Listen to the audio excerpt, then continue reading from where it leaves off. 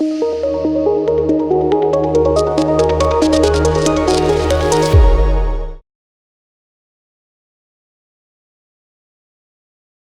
అండి, నేను మీ doctor Anusha Reddy, fertility expert, 49 fertility centre, Warangal branch.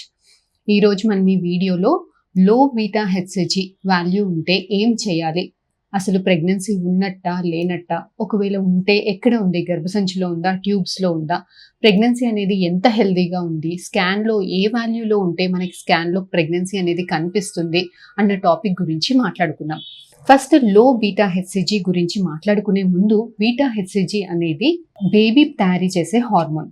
So ఈ ఎంబ్రియో, మనం పెట్టిన ఎంబ్రియో న్యాచురల్గా తయారీ అయినప్పుడు, బేబీ తయారీ అయినప్పుడు ఈ ఎంబ్రియో అనేది బేబీ గర్భసంచి లోపల పొరల లోపలికి చొచ్చుకుపోయినప్పుడు, అంటే ఇంప్లాంట్ అయినప్పుడు, బేబీ గర్భసంచికి అతికినప్పుడు బేబీ అనేది ఈ హార్మోన్ని రిలీజ్ చేస్తుంది. సో ఇలాంటి హార్మోన్ బ్లడ్లోకి వెళ్ళి మనం టెస్ట్ చేసినప్పుడు పాజిటివా నెగిటివా అన్న రిజల్ట్ అనేది మన చేతిలో ఉంటుంది. సో ఈ వాల్యూ అనేది లెస్ దాన్ 5 ఉంటే ఇట్ ఈస్ కంప్లీట్లీ నెగిటివ్, అంటే మీరు ప్రెగ్నెంట్ కారు. 5 to 25 మధ్యలో ఉంది అని అంటే it is border line. More than 25 is positive.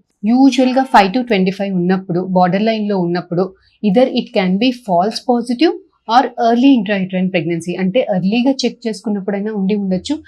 Falls positive వచ్చినప్పుడు కూడా రిజల్ట్స్ అనేవి బార్డర్ లైన్లో ఉంటాయి. సో ఇలాంటి టైంలో మనం ఏం చేస్తామంటే ఈ వాల్యూని ప్రతి 48 hours రిపీట్ చేస్తుంటాం.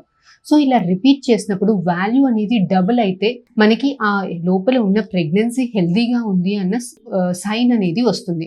ఒకవేళ ఈ వాల్యూస్ డబుల్ అవ్వట్లేదు, ఫాలింగ్ ఉంది అని అంటే మీ డాక్టర్ ఫర్దర్గా ఏం చేయాలి అన్న వాటి గురించి మీకు ఎక్స్ప్లెయిన్ చేస్తారు. సెకండ్ థింగ్, మోర్ దెన్ 25 ఉంటే డెఫినెట్గా ప్రెగ్నెన్సీ అనేది పాజిటివ్ అని దాని అర్థం.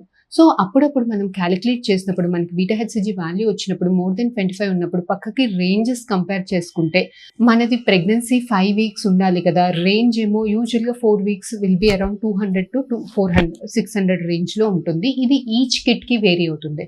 సో మనం చేసుకున్నప్పుడు నాకు 5 weeks కదా, ఇక్కడ వాల్యూ చూస్తే 4 weeks రేంజ్లో ఉందేంటి అని చాలా మంది పేషెంట్స్ కంగారు పడుతుంటారు, చాలా అప్రహెన్సివ్గా ఉంటారు. సో యూజువల్గా ఇలాంటి దానికి ఏం చేస్తామంటే మనకి అసలు ఫస్ట్ దీనికి రీజన్ ఏంటి, ఇలా మిస్ మ్యాచ్ వాల్యూస్కి రీజన్ ఏంటి.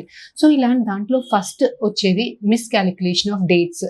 ఈ వీక్స్ అనేది మిస్ క్యాలిక్యులేట్ చేసినప్పుడు. సో ఈ వీక్స్ ఎలా క్యాలిక్యులేట్ చేసుకోవాలి, ఓవులేషన్ టైం నుంచా లేదంటే ప్రెగ్నెన్సీ టెస్ట్ పాజిటివ్ వచ్చినప్పటి నుంచా ఎలా క్యాలిక్యులేట్ చేసుకోవాలి అని అంటే ఈ వాల్యూ వీక్స్ అనేది క్యాలిక్యులేట్ చేసుకునేది starting is first day of your last period.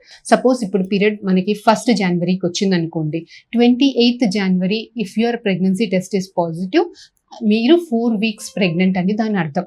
So ఇలా miscalculation dates is the major reason for mismatched values అండి. ఇది first reason. Second reason is unhealthy intrauterine pregnancy, అంటే లోపల బేబీ ప్రెగ్నెన్సీ హెల్దీగా లేనప్పుడు ఈ ప్రెగ్నెన్సీ వాల్యూస్ అనేవి doubling అవ్వకుండా యూజువల్గా ఫాల్ అయిపోవడము అనేది మనం అబ్జర్వ్ చేస్తుంటాం. Third thing is which is very life threatening is ectopic pregnancy, అంటే ఇక్కడ ప్రెగ్నెన్సీ ఉంటుంది కానీ గర్భసంచిలో కాకుండా ట్యూబ్లలో ఉంటుంది. సో ఇలాంటప్పుడు ఏమవుతుంది అంటే ఈ వాల్యూస్ అనేవి పెరుగుతాయి కానీ స్లోగా పెరుగుతాయి, డబ్లింగ్ అవ్వవు, స్లోగా రైజ్ అవుతుంది. హెల్దీ గర్భసంచిలో ఉంది, హెల్దీగా లేదు అంటే ఈ వాల్యూస్ అనేవి తగ్గుకుంటూ వస్తాయి. లేదు ప్రెగ్నెన్సీ ఉంది కాకపోతే హెల్దీగానే ఉంది కాకపోతే గర్భసంచిలో లేదు, ట్యూబ్స్లో ఉంది అని అంటే ఈ వాల్యూస్ అనేవి స్లోగా పెరుగుతుంటాయి.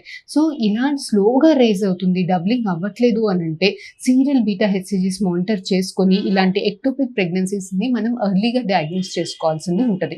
ఎందుకు ఇది ఎంత ఇంపార్టెంట్ అంటే ప్రెగ్నెన్సీ ట్యూబ్లో ఉన్నప్పుడు గర్భసంచిలో ఉన్నదిలా కాకుండా తొందరగా అది పెరగలేక ట్యూబ్స్ అనేవి పగిలిపోయి ప్రాణం మీదకి వస్తుందండి.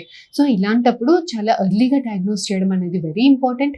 ఎర్లీగా డయాగ్నోస్ చేస్తే మనకి ఈ ఎక్టోపిక్ ప్రెగ్నెన్సీ ప్రతి ఒక్కరికి సర్జరీ అవసరం పడదు. ఎర్లీగా డయాగ్నోస్ చేసినప్పుడు కొన్ని మెడిసిన్స్ తోటి, ఇంజెక్షన్స్ తోటి దీన్ని క్యూర్ చేసేదానికి స్కోప్ ఉంటుంది. సో బీటా హెచ్సిజీ వాల్యూస్ తక్కువ వచ్చినప్పుడు, మిస్ మ్యాచ్ ఉన్నప్పుడు మీరు కంగారు పడాల్సిన అవసరం ఏమీ లేదండి. మీరు మీ డాక్టర్ని కన్సల్ట్ అవ్వండి. వాళ్ళు మీ కేసు అంతా స్టడీ చేసి ఏంటి ప్రాబ్లం, మిస్ క్యాలిక్యులేషన్ డేట్సా లేదంటే అన్హెల్దీ ఇంట్రాయూటరైన్ ప్రెగ్నెన్సీనా లేదంటే ఎక్టోపిక్ ప్రెగ్నెన్సీనా అన్నది వాళ్ళు మీకు డయాగ్నోస్ చేసి చెప్తారు.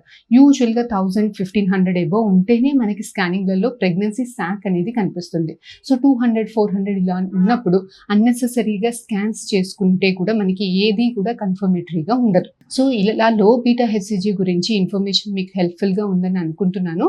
ఫర్దర్గా మీకు ఇంకేమైనా డౌట్స్ ఉంటే please do contact us. We'll definitely get back to you. Thank you.